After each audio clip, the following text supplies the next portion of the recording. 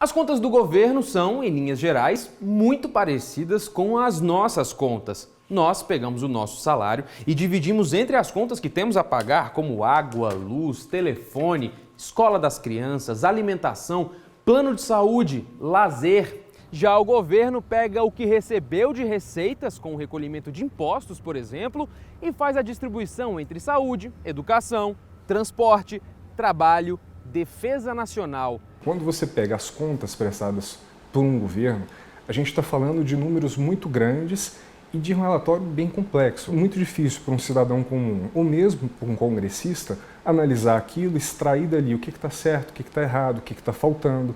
Então, o tribunal tem um papel. O primeiro papel é o papel de assegurar a transparência e a integridade desses dados. Ou seja, o tribunal garantir que a sociedade vai receber e o Congresso vai receber uma prestação de contas fidedigna, ou seja, confiável, tempestiva, que possa ser utilizada. A prestação e análise das contas do governo da República do Brasil acontecem da seguinte forma.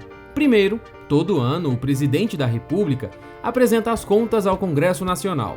As contas devem ser enviadas em até 60 dias após a abertura da sessão legislativa.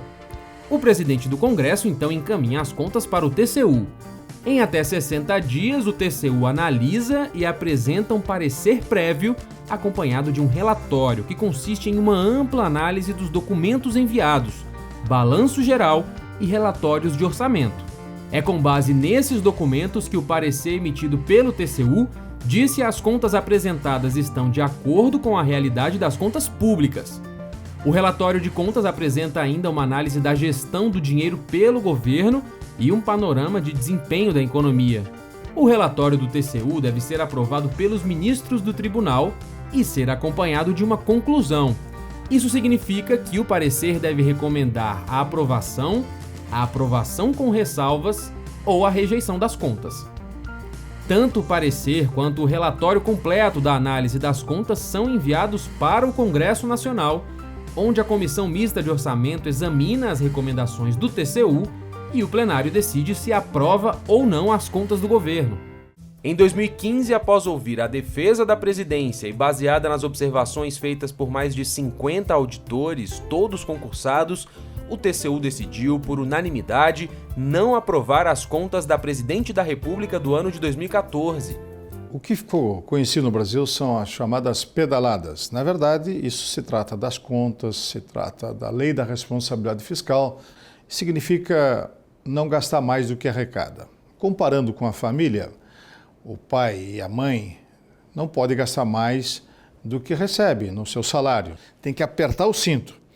O governo, o que aconteceu em 2014, simplesmente gastou mais do que arrecadou.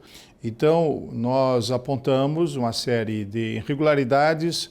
O governo utilizou 40 bilhões dos bancos, que pertencem a todos os brasileiros, Caixa Econômica Federal, bancos do Brasil, para pagar algum desses itens que são importantes para a vida pública, social brasileira.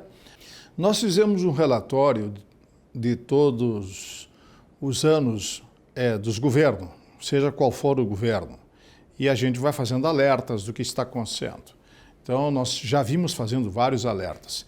E o que aconteceu em 2014, que realmente saiu da curva, como vocês podem ver agora nesse gráfico. Ou seja, vocês podem ver começando lá em 2004, quando chega em 2014, uma despesa muito alta, exatamente num período em que tivemos eleições no país. Portanto, isto é muito grave pela questão da lei da responsabilidade fiscal e pela lei orçamentária que tem que ser aprovada pelo Congresso e não pode se gastar mais do que arrecada. Totalizando tudo isso, levou a uma situação de várias irregularidades. São 12 irregularidades mais importantes. Nós estamos aqui apontando duas.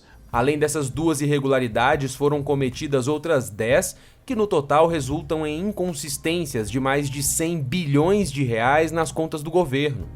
Um dos papéis fundamentais do TCU é o de auxiliar o Congresso Nacional e a sociedade a compreender o que está acontecendo com as contas públicas.